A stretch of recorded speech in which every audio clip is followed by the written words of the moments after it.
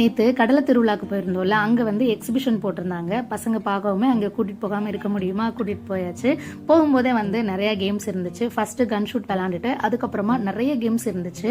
அதில் அவங்களுக்கு ரொம்ப பிடிச்சது வந்து கொலம்பஸ் போகணுன்னு தான் கேட்டுட்டு இருந்தாங்க. பட் கொலம்பஸ் வந்து அடிக்கடி போயிருக்காங்க. அதனால இந்த தடவை வந்து ஜெயிண்ட் வீல் கூட்டிகிட்டு போகலாம் அப்படின்னு சொல்லிட்டு அங்கே தான் வந்தோம். செம்ம ரஷ்ஷாக இருந்துச்சு.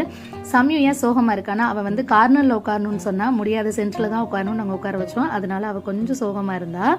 இப்போ வந்து பசங்கள்லாம் நல்ல தைரியமாக இதிலலாம் விளாடுறாங்க. ஆனால் நான்லாம் அப்படி கிடையாது.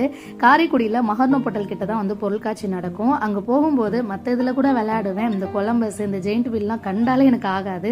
இதய படபடப்பு, வாந்தி, மயக்கம் இந்த மாதிரி பயங்கரமாக எனக்கு ஆகும்.